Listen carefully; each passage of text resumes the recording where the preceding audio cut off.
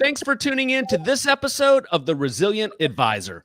My name is Jay Coulter, and on this episode, I'm talking with Jeff and David Testerman, the founders of BrokerHunter, and we're going to talk about human capital needs in the industry and recruiting trends that they're seeing in this post-pandemic world. Our mission at Resilient Advisor is to have a significant impact on the retirement crisis by educating and empowering financial advisors to better serve their clients. We bring you industry thought leaders and experts to help you make a difference in the lives of your clients. Jeff and David, thanks for coming on the show. I have not had somebody from the human resources, recruiting, human capital space in a long time, and the whole industry has changed. This is incredibly timely. Thanks for coming on, guys. No problem. Thank you, Thank you. All right. So it.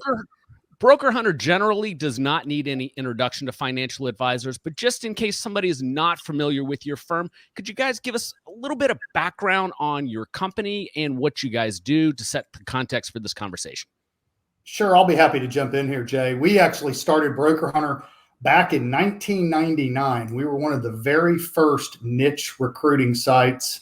Without going into details, had a background in financial services, recruiting, had an idea, and here we are today. So it's been a great run, and we've really enjoyed working with advisors and talent within the financial services industry. At this point, I think, between the site and all of the other things we do, we've helped thousands of people with their financial services career, and have had years of great work with our clients as well, who are the wealth management firms out there. So it's been an exciting run. Just for your audience, a little aside, last time we talked to Jay, we were going to do a podcast the day before the COVID shutdown happened nationwide. So the world kind of stopped. We're hoping we're not an indicator here again that that's going to occur. So yeah, it was real, wasn't it? I mean, Jay, you guys I think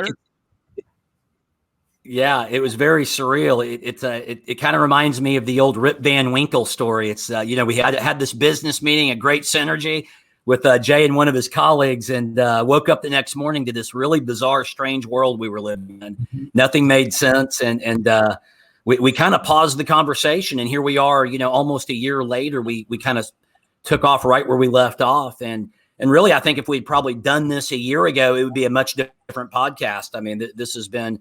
Obviously the times we're living in now are unprecedented. And, David and I have seen quite a bit over the years. We started the company in 99. We saw the .com bubble burst that took us into, 9/11 and post 9/11 years.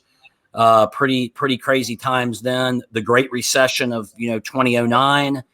And here we are with COVID-19 and it's been quite a run and quite a wild ride, and it's never ceases to amaze me what we kind of go through here.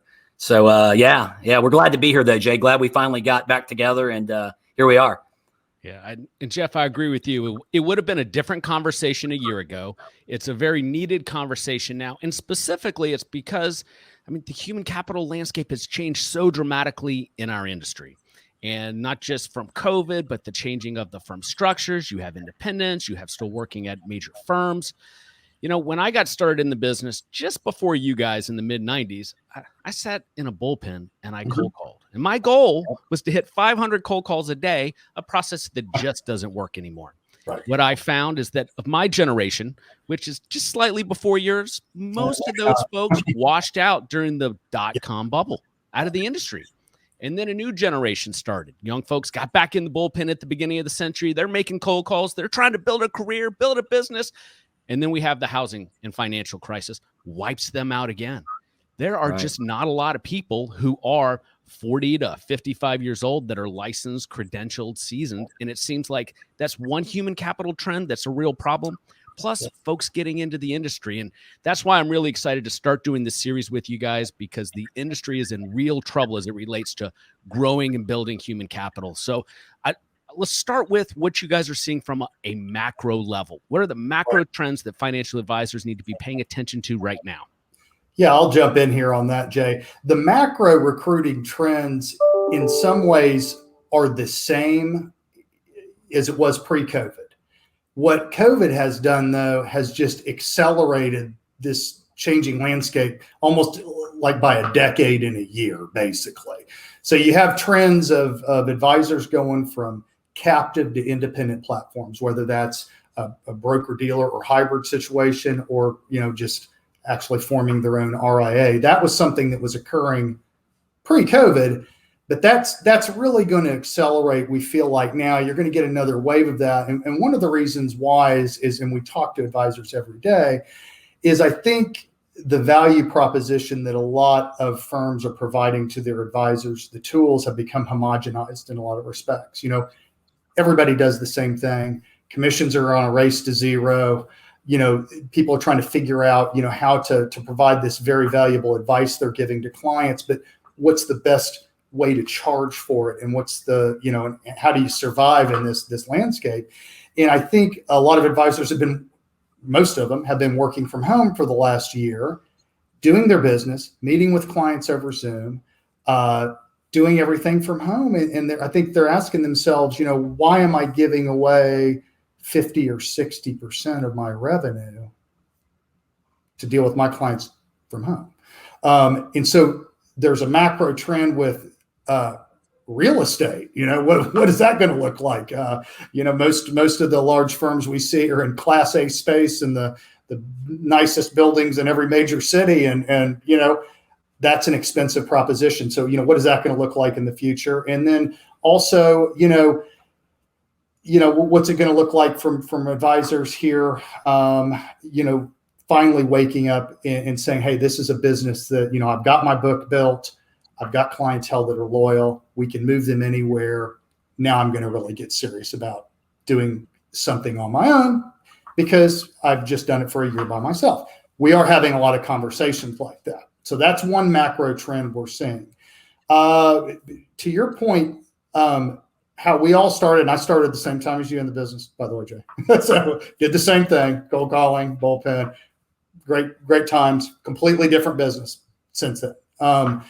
So what do you tell a person maybe getting out of college or somebody that's early in their career wanting to make a career change into financial services?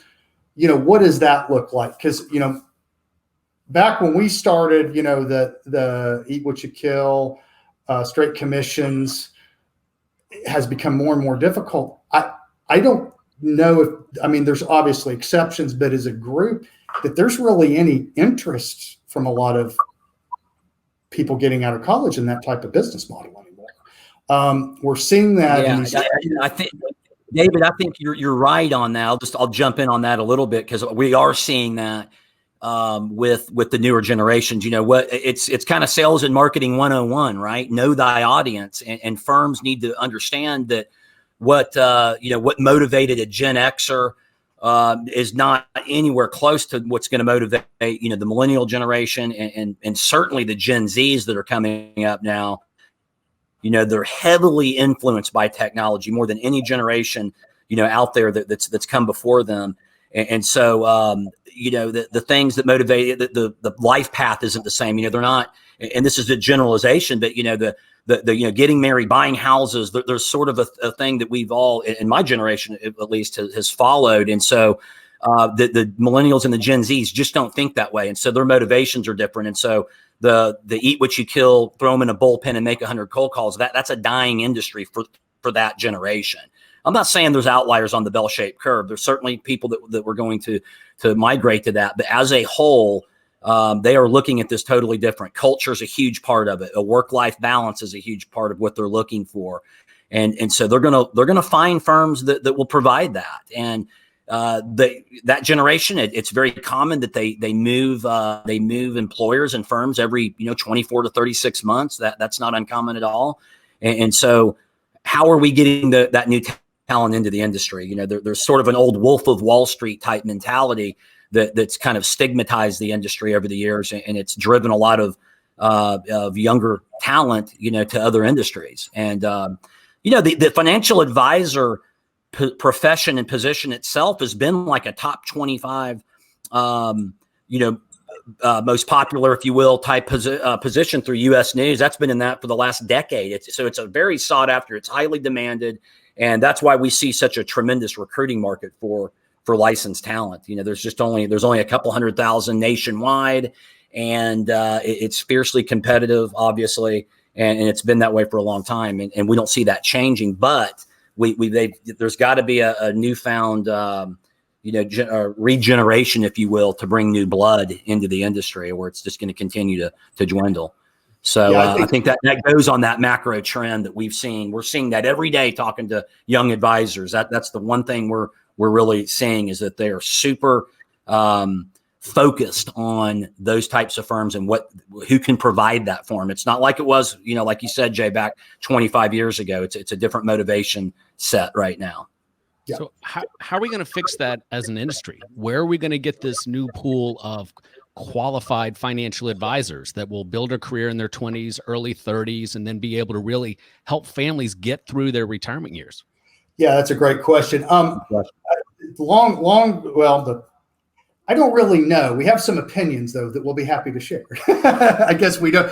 Technology's changing so rapidly that to be able to anticipate a lot of these, you look at the growth of some of these, for example, Robinhood, that 2, 3, 4 years ago was around, but now the acceleration in growth and the amount of assets that firms like them, or firms that are coming through the COVID, like your Fidelity, Schwab's, TDs, E-Trades, the asset flows to those types of models and those types of firms is, quite frankly, it's staggering. So those models, ultimately what I feel like is the asset flows are going to go to the model that's going to ultimately win. And so if we're looking at the trends of where are retail assets flowing to, not because of market lift, but because of, where's new money going? Where is generational money going as it's passed from one, generation to the next? What types of firms are going to win that ultimately might be the driving force. My suspicion, though, where the next generation is going to come from, I think the industry is going to be able to sort that out. I think some firms are definitely doing that. I do feel like the new generation coming in, I think what they're providing to clients, retirement planning, being their financial coach, all of the advice is incredibly valuable. It will continue to be so.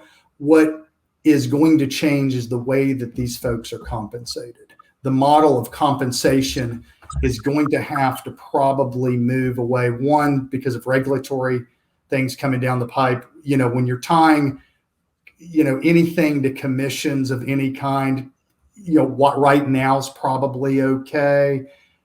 Long-term trend, I wouldn't bet that model is going to be looking the same, in a few years.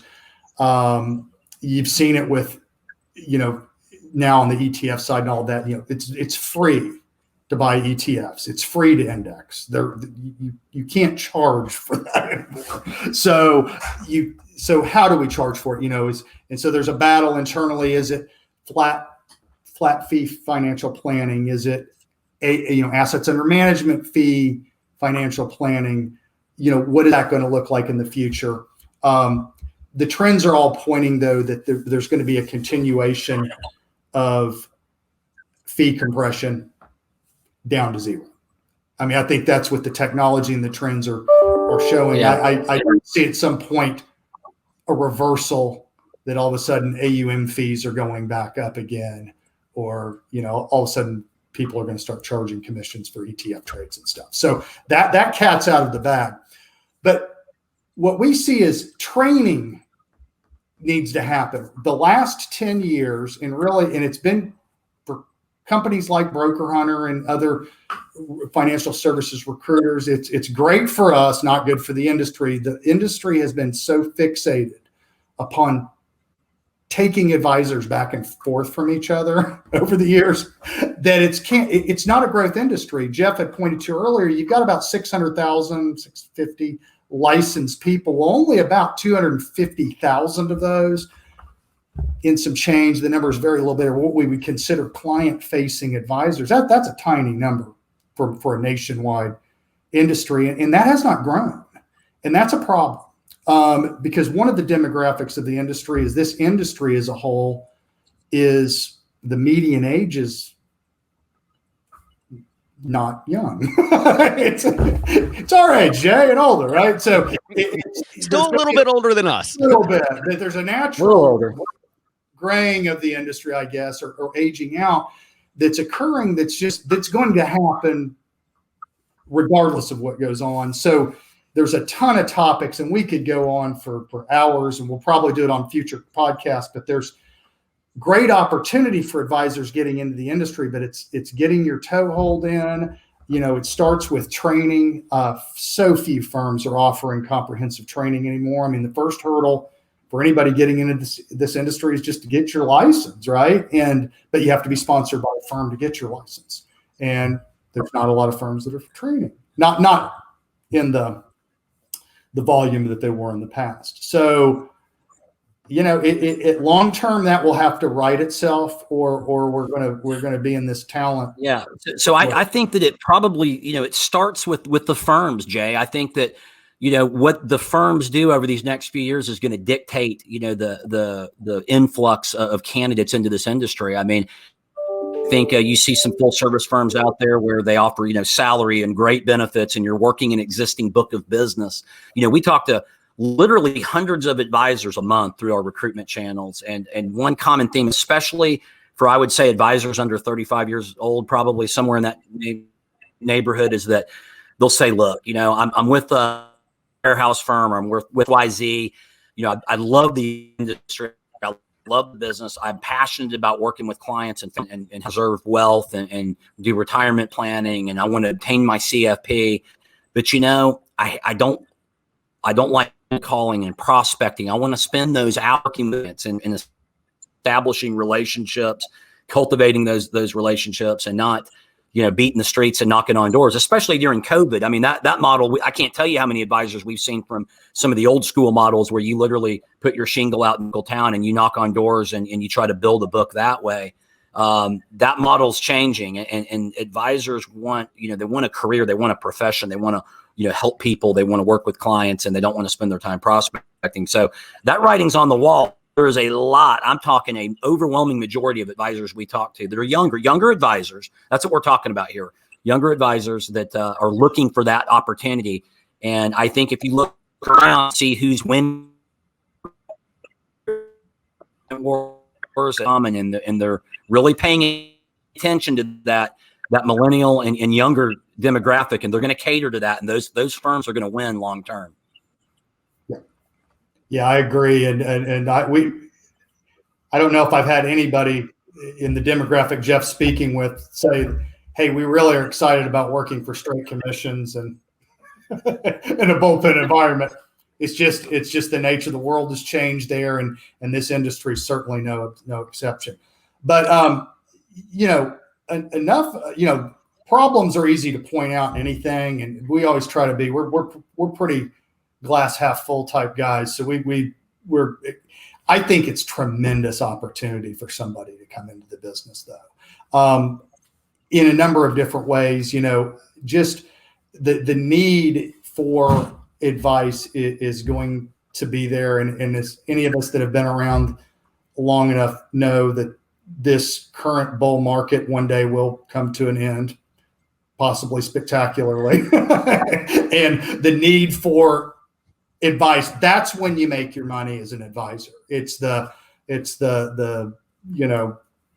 asset allocation, it's the basics, the fundamentals, the psychology of knowing your clients and helping them through challenging times, which we could argue haven't really had recently. I think everybody is feeling pretty good about their situation now. So I think the advice business, the need for this is huge. What it's going to look like, I think, is the question mark, and how these people are going to be comped. And then the regulatory items, that's always a wild card. Every administration's different. One of the things right now is the whole working from home. A lot of firms have the capabilities to have their advisors work from home. we're in a business where, you can meet the clients face to face, but you certainly can meet them via Zoom. And you certainly, if you have a good, strong internet connection and some basic laptop, have all the tools at your fingertips to do your job. There's some regulatory requirements on supervision, though, that I believe they're starting to make some exceptions to, because we're starting to see some firms hire now for full-time remote positions. But I think that's still kind of sorting itself out. So a lot of the changes that could happen faster are being held back from a regulatory, the regulatory environment.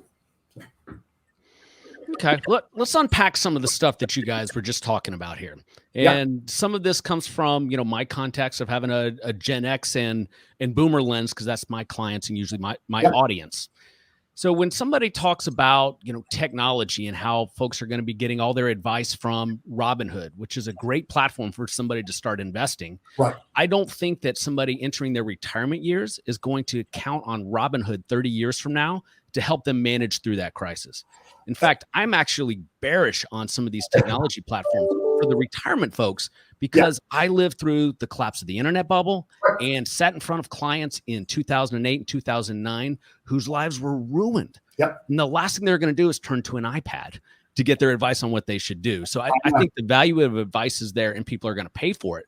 I think the bigger challenge is training those folks. And here's a story to kind of contrast where I think the greatest opportunity for new advisors lies.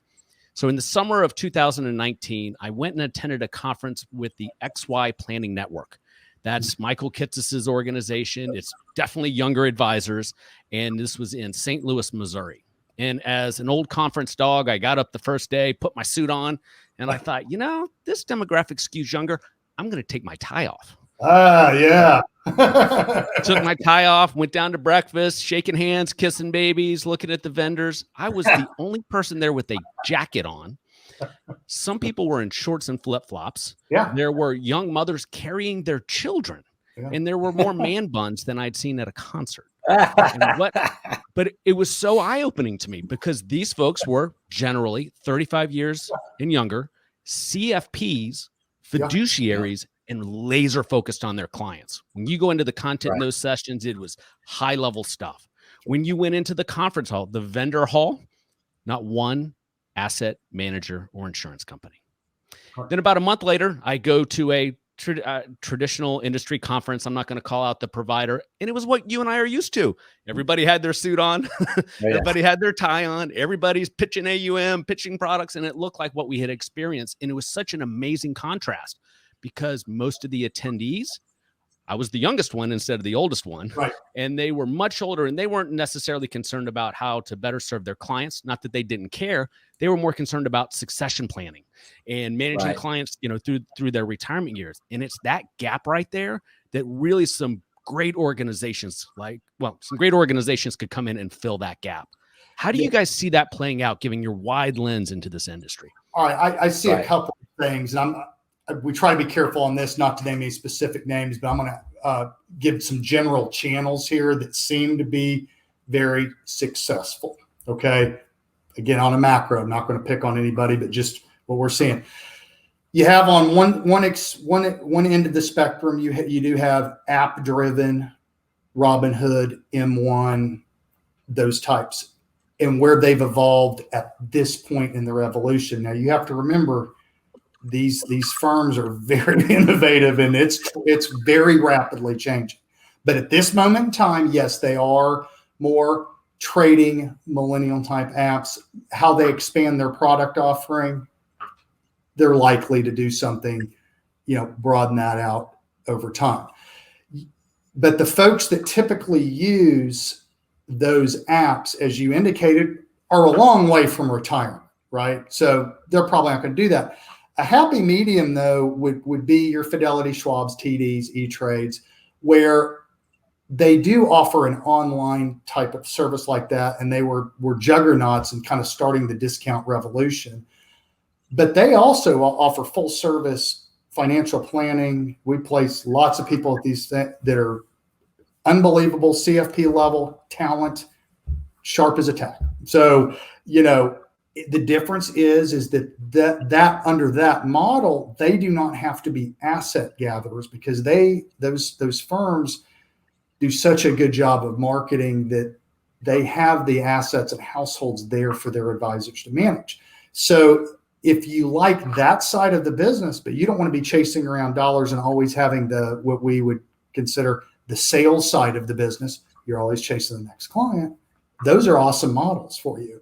Those seem to be, in my gut, the models that are going to be the most popular. Again, not categorically, there's always exceptions, but for the bulge bracket of that bell curve of the younger generation, that type of model and firm seems like that's going to be the one that's going to attract the sub 35-year-old talent. And they've got a lot of assets to back that up. And the advisors there manage a tremendous amount of AUM. And I think that's another, eye-opening thing, that it's not uncommon for them to be managing $500 million per advisor. Mm-hmm. And if we're coming from, another more traditional model, wirehouse or regional, something like that, we all know how much AUM that really is. Well, you can walk in day one to a lot of these firms and instantly have something that would take somebody, if they're in their wildest dreams, a career to build up to, and do it coming in. So that does give me pause. I did not grow up in that. And, I was with a regional firm in my career, so I know that's a little foreign to me, but that's been going on for a long time. That trend has really accelerated because the inflows of assets to those platforms is staggering. I started my career at a wirehouse in the bullpen cold calling, like I mentioned earlier, washed out of there, and I actually ended up at Schwab as a retail advisor, and I got more at bats than I ever would have gotten. Right. Getting in front of folks with $1, $2, $3, $5 million and having the opportunity to do real planning.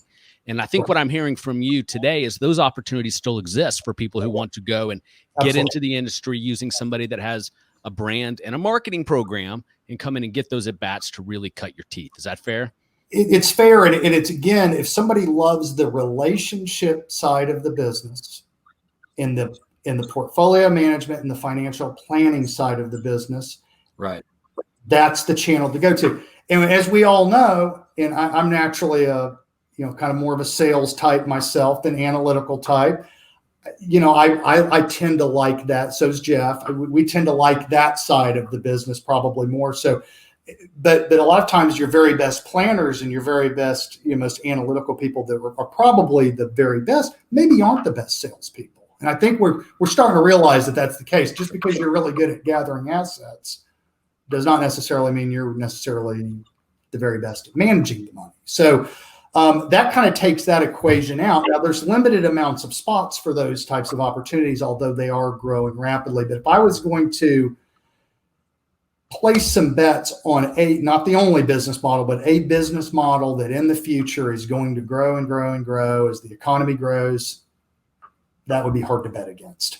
The independent broker dealer and the RIA side is another rapidly growing one. My only hesitation with those channels is there's still a gap in talent, because the people that are going independent and that are already independent were already in a channel where they built a book by themselves and had enough assets where they could go independent.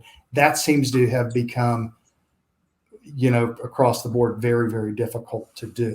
And so that's a big gap there. Now, for somebody younger coming into the industry or a career changer, there are opportunities and there's wealth management practices all over the country, smaller boutique, independent practices. If you can get on with one like that, where there is a succession opportunity or you can work under somebody and learn the business, awesome. That's definitely another path. It's very situational. It's not, and they're not doing it in scale. So it's not a career path where I could say, hey, go work here, do this, because again, it's very situational to find that type of opportunity. but they're out there. Another big channel for people, again, that are farther along would be the opportunity to acquire practice. But again, that's going to be for somebody that's already established in some capacity, but we're going to see an acceleration of that as well as advisors that are already independent or own their own RIAs are exiting the business. Kind of how do they monetize that and, in the next generation. All right, guys, we are already 10 minutes over our allotted time, and we only got to the first question. I think that really speaks to the need for these types of conversations, because the industry, I mean, it's in a little bit of trouble. There is a human capital shortage. There is a training shortfall in the industry, and it's great to be part of the solution and not just someone talking about the problem. Before we sign off, I'm going to pull up your website because I view this as one of the best resources in the industry. Kind of walk viewers and listeners who are listening to this on the podcast, what you'll find if you visit BrokerHunter.com. Well, what we try to do is we have a real cross-section of jobs that are available in the industry. So please go out and search your area. You can see different types of opportunities. But also we work with a lot of clients that aren't necessarily listed on the BrokerHunter site as well. So if somebody ever has any questions, there's no question that's a bad question. Please shoot us an email if you just have some general, questions. If you're an established advisor, a lot of times firms don't quote unquote put a job posting out for those. We work with literally dozens of different firms out there, and we always try to pride ourselves. We try to give real objective advice. I mean, we'll tell you if we think your situation, you're better off staying where you are. We'll tell you, what kind of your best options are. But there are a lot of exciting. I mean, there's again lots of problems, but with lots of problems, challenges, and disruption, the opportunities that are there are going to manifest themselves in the coming years, and it's pretty exciting time. I just think it's going to look a lot different than what we're used to, which is fine. But I think a recognition that things are going to look exactly the same in 5 or 10 years is not realistic. So, but we'll discuss that in future topics, I think. So. Excellent, Jeff and David. I appreciate you coming on. Listeners, please check out BrokerHunter.com. That's BrokerHunter.com. Or if you want to reach David directly, his email is very simple, David@BrokerHunter.com. Guys, thanks for coming on our first episode here. All right. Thanks so much, Jay. Have a great rest of the week.